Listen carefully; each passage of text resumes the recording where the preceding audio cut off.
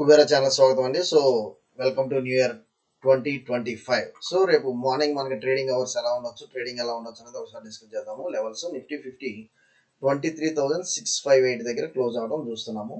మేజర్గా మనం చూసినట్లయితే నిఫ్టీ ఐటీ బాగా డ్రాగ్ అయిందండి, అండ్ స్మాల్ క్యాప్ వచ్చేసి మంచి పాజిటివ్లో ట్రేడ్ అయింది. ఓకే, సో ఈ రెండు మనం గుర్తుపెట్టుకొని 23,658 దగ్గర క్లోజ్ అయింది. అండ్ మనం ఒకసారి మనము నిఫ్టీ లెవెల్స్ నిన్న ఏమైతే డిస్కస్ చేసామో మనము 23,618 డౌన్ మనకి ఆల్మోస్ట్ మనకు వచ్చేసి పుట్ ఆప్షన్ ఎంటర్ అవ్వండి, అండ్ 23,700 అబోవ్ వచ్చేసి కాల్ ఆప్షన్ ఎంటర్ అవ్వండి. ఎందుకంటే నిన్న ఎక్కడైతే మనకి నిఫ్టీ అనేది క్లోజింగ్ అయిందో, సో ఈ రోజు కూడా మనకి నిఫ్టీ అదే లెవెల్స్ క్లోజింగ్ అయింది. అందువల్ల నేను వచ్చేసి 23,700 అబోవ్ నేను వచ్చేసి బయింగ్ సైడ్ తీసుకుంటాను విత్ 100 పాయింట్స్ టార్గెట్. అండ్ మనకి డౌన్ సైడ్ వచ్చేసి 23,600 బిలో నేను వచ్చేసి సెల్లింగ్ తీసుకుంటాను విత్ 150 పాయింట్స్ మనకు వచ్చేసి టార్గెట్ అనేది ఇక్కడ మనకు కనిపిస్తుంది. యాజ్ ఆన్ మనకి ఈ రోజు ట్రేడింగ్ ని బట్టి 23,450 లెవెల్స్ అనేది కనిపిస్తుంది. సో 150 పాయింట్స్ మనకి డౌన్ సైడ్ నాకు వచ్చేసి కనిపిస్తుంది. అండ్ మోర్ ఓవర్ నాకు ఫస్ట్ టార్గెట్ వచ్చేసి T1 అంటే ఫస్ట్ టార్గెట్ వచ్చేసి నాకు 100 పాయింట్స్ కనిపిస్తుంది. అండ్ నాకు సెకండ్ టార్గెట్స్ వచ్చేసి మంచి హైలోనే కనిపిస్తుంది 23,900 అబో.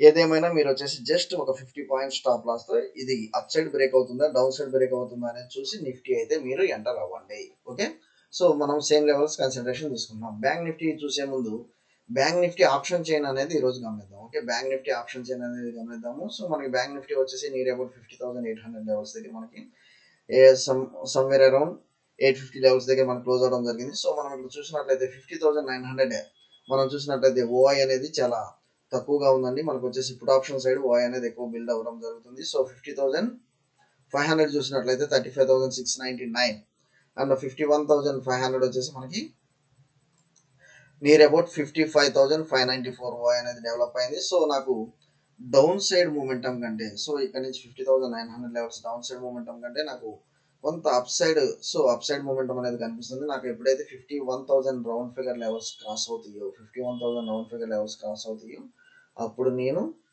అప్ సైడ్ మూమెంటం టేకప్ చేస్తాను.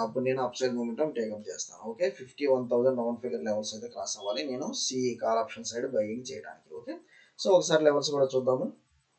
మనకి ఎప్పుడైతే 51,000 రౌండ్ ఫిగర్ లెవెల్స్ ఎప్పుడైతే మనకి ఈ లెవెల్స్ ఎప్పుడైతే క్రాస్ అవుతున్నాయో అప్పుడు నేను వచ్చేసి మనకి అప్ సైడ్ టార్గెట్ తీసుకుంటున్నాను విత్ 51,500 లెవెల్స్ దాకా. ఇక్కడ 51,500 లెవెల్స్ దాకా తీసుకుంటున్నాను.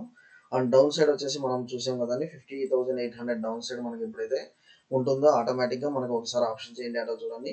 సో ఆప్షన్ చేయండి డేటా 50,800 డౌన్ సైడ్ ఎప్పుడైతే అవుతుందో అప్పుడు మనం వచ్చేసి ఒక 300 పాయింట్స్ టార్గెట్ పెట్టుకోవచ్చు down side. Okay, so and more over ఇక్కడ చూసినట్లయితే 50,600 దాకా మనకి ఇక్కడ మార్కెట్ అనేది షార్ట్ ఫాల్ అయితే అయింది. సో సో మనకి అప్ సైడ్ మూమెంటం ఎలా ఉంటుంది, డౌన్ సైడ్ అనేది మనకి ఈ లెవెల్స్ అయితే క్రాస్ అయినప్పుడు మీరు అయితే ఎంటర్ అవ్వండి. ఈ లెవెల్స్ అయితే క్రాస్ అయినప్పుడు ఈ లెవెల్స్ అయితే ఎంటర్ అవ్వండి. ఓకే, అండ్ మోర్ ఓవర్ రేపు new year first new year కాబట్టి, సో 2025 జనవరి 1 ట్రేడింగ్ డే కాబట్టి, సో రేపు వచ్చేసి కొంత నాకు పాజిటివ్ సెంటిమెంట్ క్యారీ అవ్వచ్చు అనిపిస్తుంది. సో కొంత క్యారీ అవ్వాలి అనిపిస్తుంది. ఏదేమైనా లెవెల్స్ అయితే మీరు చూడండి. ఓకే, కొన్ని ఇంపార్టెంట్ అప్డేట్స్ చూద్దామండి. మనకి వచ్చేసి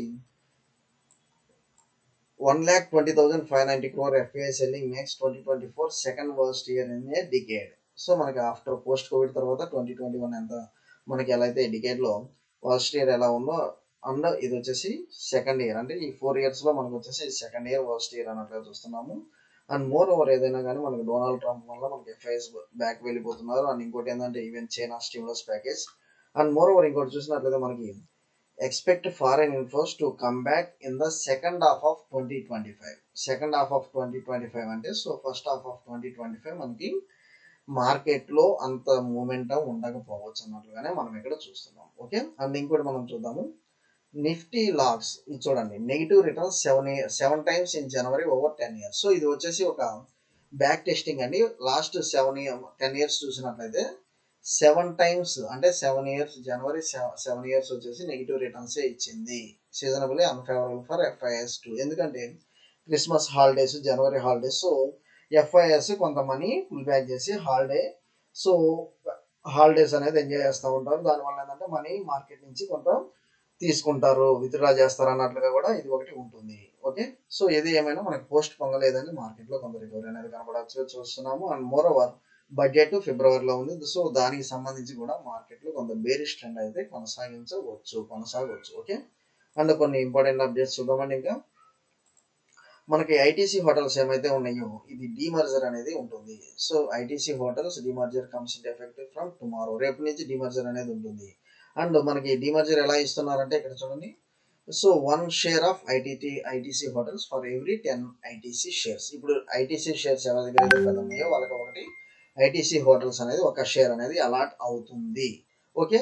అండ్ మోర్ ఓవర్ దీని యొక్క డేట్ కూడా మనకి ఇచ్చారండి. ఏంటంటే మనకి మీరు ఒకవేళ దీనిలో ఎన్రోల్ అవ్వాలనుకుంటే మీరు జనవరి 3 లోపల మీరు ఎన్రోల్ అవ్వచ్చు. జనవరి 3 లోపల ఇక్కడ చూడండి. So investors can participate in the growth story of ITC hotel business by purchasing A minimum of 10 ITC shares on are before 3rd January. So 3rd January before మీరు 10 ఐటీసీ షేర్స్ కనుక తీసుకున్నట్లయితే ఒక ITC hotels అనేది వస్తుంది. ఒక ITC hotels అనేది వస్తుంది ఎప్పుడైనా మనకి డీమర్జర్ అయితే. సో దీనికి దానికి సపరేట్ ఎంటిటీగా మంచిగానే ఉంటుందండి. అందువల్ల మీరు వచ్చేసి ఐటీసీ అనేది మీరు వచ్చేసి తీసుకోండి. అండ్ అండ్ మోర్ ఓవర్ మనకు వచ్చేసి దీని డిమర్జర్ తర్వాత ఐటీసీ వచ్చేసి మనకి 563 టార్గెట్ అనేది ఇక్కడ చూస్తున్నాము. సో ఎవరి ఒపీనియన్ వాళ్ళది. కాకపోతే ఐటీసీ అయితే మీరైతే లాంగ్ టర్మ్ అయితే మంచిగా బై చేసుకొని పెట్టుకోండి. ఓకే.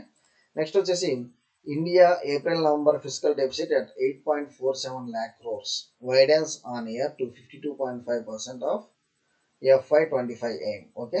సో ఏదైతే ఉందో ఫిజికల్ డెఫిసిట్ అనేది మీరు ఇక్కడ చూడండి క్లియర్గా. ఇక్కడ 52.5% of annual estimates widening from the previous year 50.7%. So physical deficit ఎప్పుడైతే మనకు వైడెన్ అవుతుందో అది చాలా నెగిటివ్ ఇంపాక్ట్ అయితే ఉంటుంది. ఓకే. నెగిటివ్ ఇంపాక్ట్ అయితే ఉంటుంది. కాకపోతే the government AIIMS to narrow the physical gap to 4.9% of GDP in this financial year from so 5.6% నుంచి 4.9% అన్నట్లు ఇది ఏం చేస్తున్నారండి. ఓకే. సో గవర్నమెంట్ అలా ప్రొజెక్షన్ ఇచ్చింది. అది ఎంత మటుకు వాళ్ళు సక్సెస్ అవుతారనేది తెలియదు. ఓకే. సో నెక్స్ట్ వచ్చేసి ఇంకోటి మనం చూస్తున్నాము.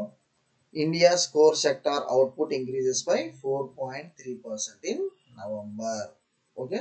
సో కోర్ సెక్టార్ అవుట్పుట్ అనేది మనకి 4.3% పెరిగింది అన్నట్లు ఇస్తున్నారు. అది ఏందనేది కూడా ఇక్కడ చూద్దాం.